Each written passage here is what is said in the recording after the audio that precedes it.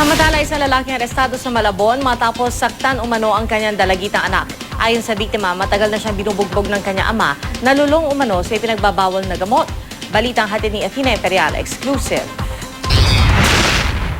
Arestado ang isang lalaki matapos ireklamo ng pambubugbog ng sarili niyang anak sa Malabon. Kwento ng biktima, naglalaba siya sa kanilang bahay sa barangay Maysilo kagabi nang ipinatawag siya ng kanyang tatay. Bigla na lang daw siyang pinaamin kung may nobyo na siya. Kakatapos ko lang maglaba, lumabas po ako saglit. Tapos pumunta po ako sa lola ko, nanood po ako.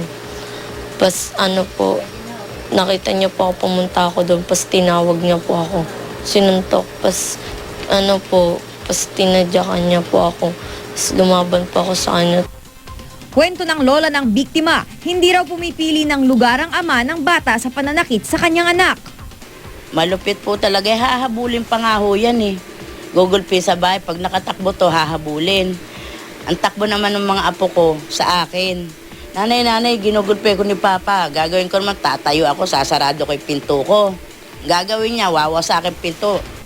Matagal na raw binubugbog ng suspect ang dalagita. Nakainom po siya nun eh, pas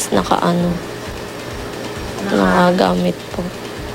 Kilala raw sa lugar ang suspect bilang isang drug user. Nang aming makausap, hindi naman niya itinanggi ang pananakit sa menor de edad na anak. Nahaharap ang suspect sa reklamong paglabag sa Republic Act 7610 o ang Special Protection of Children Against Abuse, Exploitation and Discrimination Act. Athena Imperial, GMA News.